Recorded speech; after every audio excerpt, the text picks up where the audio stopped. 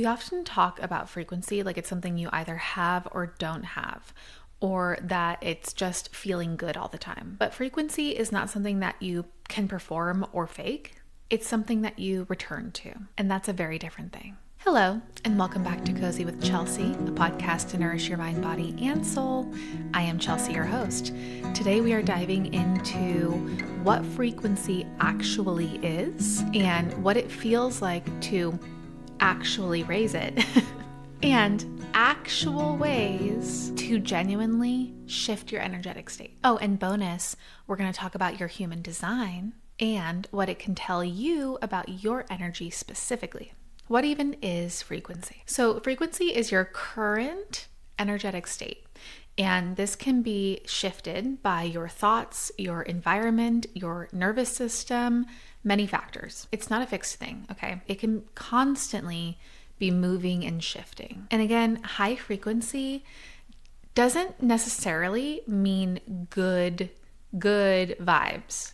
So high frequency is not like, okay, we're positive all the time and we're always feeling good. What it actually means is that we're operating in an aligned and coherent state. And usually the body is the instrument here and not so much the mind, but we're going to get into that. So for me, raising your frequency doesn't necessarily mean that we feel good all of the time. It means that we are expanding our capacity to feel and returning to coherence or alignment faster. So something really important here is when we say, okay, we need to raise the vibe, you need to raise your vibe. I feel like that advice, though well-intentioned, often misses the mark because it is a form of spiritual bypassing, meaning we don't want to just ignore the maybe heavier feelings that we're having in order to have this desired high frequency state, meaning the toxic positivity, right? So it's like, okay, even though something horrible happened yesterday, I'm all good. Everything's good. We're vibes are high. I'm happy. No, that's not what it means. And I think that's what a lot of people find very unhelpful is they can't just move into, oh, I'm all happy now, everything's great, right? There's a difference between performing positivity and actually processing what's present for you. Now, I think a lot of people might use quick fixes, for example, like getting a crystal or having a playlist or having a candle or an essential oil. And these are all tools that I use. Don't get me wrong. I'm not saying that they aren't great things to have. But if we're bypassing the heavier emotions, what's actually happening for you is that your nervous system and the body knows, right? It knows that it's inauthentic and it can actually see that as a threat. Therefore, it remains activated. Does this make sense? Of course, you can cultivate positive feelings and we want those positive feelings and we want to be feeling good.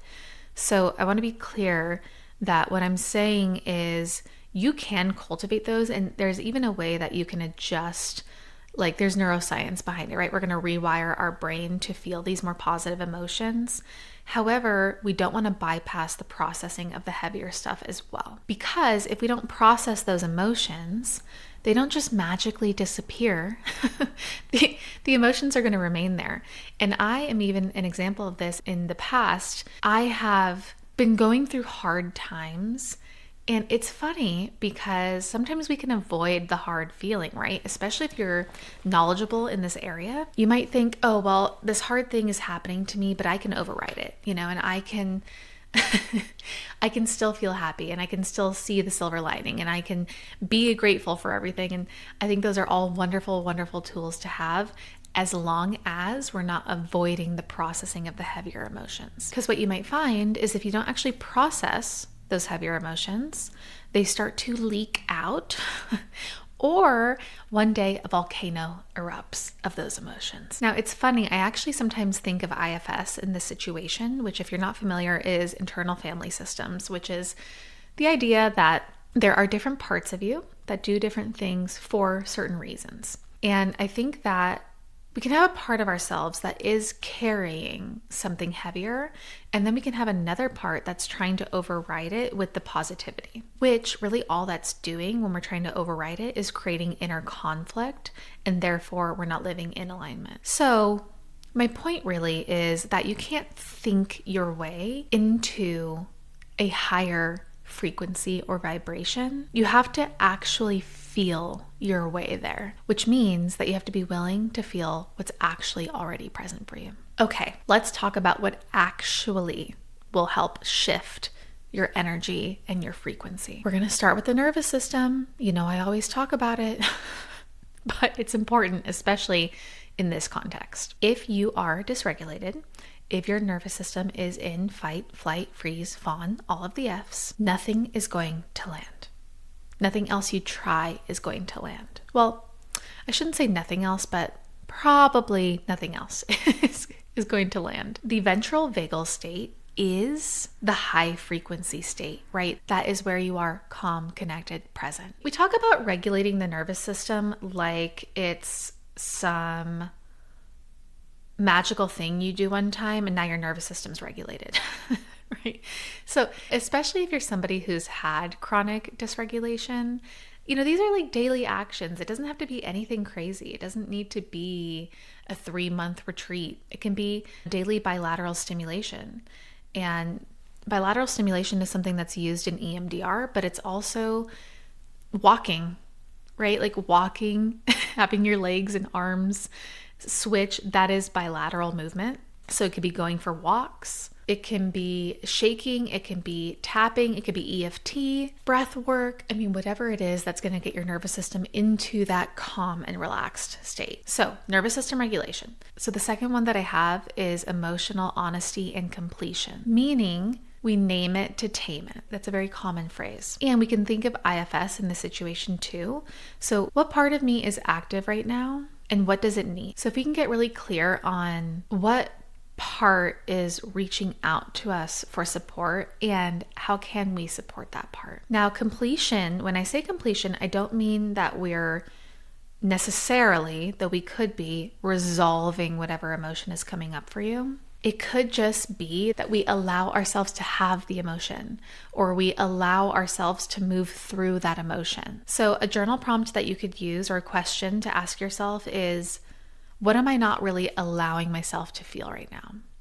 For example, if you're going through something hard and you're not really letting yourself feel the grief of it, or the heaviness of it, or maybe you're not allowing yourself to really be angry at someone for something that they did. If we're constantly trying to override these emotions and not letting ourselves move through it and complete it, then that is going to affect your ability to raise your frequency and ultimately feel good, right? So really naming the emotion, asking ourselves what we need, and then allowing ourselves to feel that emotion and move through it and complete it. My third one here is thought and environment alignment. So what this means is that your frequency can also be dragged down by your environment, by the content you're consuming, by the people that you're surrounding yourself with, the state of your home, right? If your environments aren't matching where you want your energy and frequency to be, we've got an issue. So in order to elevate frequency with our environment, we want inputs that are going to expand us. What I mean by that is, if we're consuming content, is it content that feels good to watch? Is it content that expands our way of thinking? Is it content that doesn't induce fear and anxiety? And perhaps, it could still be something engaging, stimulating, interesting, but if we're constantly flooding our system with fear, anxiety, which is what a lot of content is designed specifically to do, to manipulate you. I digress. We just want to be really cautious and intentional about what we're consuming because it will affect your energetic state. But beyond content, it's also the people that you surround yourselves with, the people that you allow into your life, the people that you allow to speak to you in certain ways. And I'm always big about the home. If our home is in disarray, and I'm not saying that, you have days where you don't do the dishes, fine. But if we're really neglecting certain parts of our home, always an indicator that something is going on. So what can we put in place to level up our environment? Therefore, our frequency also levels up. Okay, the fourth one that I have is identity anchoring. It is going to be very, very hard to sustain a frequency that you don't actually believe you're allowed to have. So if you're reaching for these higher frequency states, but holding on to lower frequency thoughts, actions, feelings, we have a mismatch. Affirmations are a great way to do this, and it's kind of tricky because this is nuanced, because an affirmation, you might not fully believe that affirmation yet, but that doesn't mean that you can't use it. The bigger thing though here too is really like embodying that new frequency. So this is something I always talk about, but there's macro actions and micro actions. And there's actually another podcast I have where I talk all about this when it comes to manifesting, but we want to really embody the frequency that we want to attain. So those micro daily actions need to match up with that. Now, the fifth and final one that I have, which is kind of what I was just talking about, but the fifth one is purposeful action and meaning. So meaning is a frequency amplifier. Humans feel most alive when they are in alignment with what matters most to them. And this is why my coaching work so often revolves around really getting clear on what your core values are and your why. Because the reason we're doing anything in this life is because we have a why. We have meaning behind it. So our actions need to have meaning. And if you don't know what they are or you're unsure of it, then that's where we need to get really, really, really, really clear. Like even if just your intention is raising your frequency, why? Why? Why are you trying to raise your frequency? What is the meaning behind it? Is it because you want to feel better? Is it because you want to move in a way that attracts what that higher frequency represents for you? Is it because you want to show up better in your relationships, in your home, with your family, with your friends? Is it because you also, maybe you want to call in and attract somebody who's also operating at that higher frequency, meaning like a relationship or even just a friend? So let's get really clear on why we're doing this, and then let's have purposeful action with that meaning. So acts that align with integrity, acts that show that you truly respect yourself and show up for yourself, doing what you said you would do, all of those things are going to raise your energetic state. Now, something to think about here too is, raising your energetic state, again, maybe it can be some magical thing for people where one day they wake up and they've raised it. For me personally, it's something that I've cultivated over years. And it's something that if I find it getting out of whack, come back to myself, recalibrate, and get clear and aligned again, right? Because misalignment is very expensive. It costs you time, it costs you energy, it costs you relationships, it costs you maybe years lost in a career, right? So we have to get really honest about what misaligning and not matching that energetic state that we desire is actually doing in our lives. And what it's doing is costing us. Now, I want to talk about human design here a little bit as well, because human design will really allow you to see how to work with your specific energy type. And of course, this matters in what we're talking about when we're referring to raising our vibration or energetic state. And you can take a test online if you don't know what your design type is. But for generators and manifesting generators, your frequency follows your sacral. So you respond first and then act, meaning forcing something, initiating drops your frequency really fast. So something for you to keep in mind is asking yourself, does this really light me up or does it drain my energy? If you can get clear on that when it comes to any situation, it's going to allow you to remain at that higher vibration, meaning you're allowing yourself to respond first, have that gut feeling before acting. So we're getting in touch with our gut and saying, hey, does this thing light me up? If so, then act. Yes, right? Now, if your gut is saying, this thing is going to drain my energy, I don't even like thinking about it, then we're not going to do that. And this allows you to stay in flow and raise your frequency. Now, for projectors like myself, we are not generating, we receive and refine. So our frequency really, really, really rises when we are invited into something and recognized for it, not when we are pushing.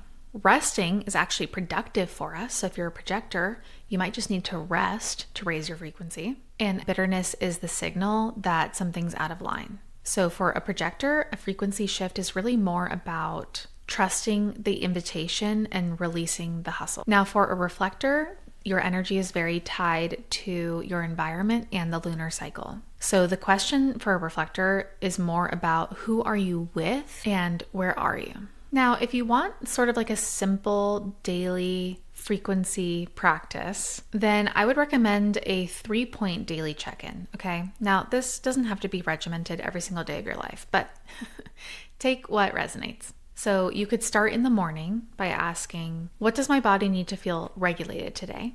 And then midday, ask yourself, am I in alignment with what matters to me? And in the evening, you can also recognize, what have I completed today? And what can I put down? I would also say that a really simple daily practice you could have to raise your frequency is to get outside, take a moment to yourself, no phone, be present, notice what's around you, and then tell me how your energy feels after that. Raising your frequency is not a performance, and it is not a destination that you finally get to. It is a practice, and it's also returning to yourself when you feel that it's a little bit off. We're not trying to become someone entirely new. We're just becoming the truest version of ourselves. And really, the work is to stop leaving yourself. Okay, I always talk about what's making me cozy, and I will say lately it's been the sunsets. The summer sunsets over the mountain have been making me very cozy. And I always talk about what's making me cozy, but if you guys want to drop a comment and let me know what's making you cozy, I would love to hear that. All right, I'll talk to you next week. Oh, and keep your frequency high. Bye.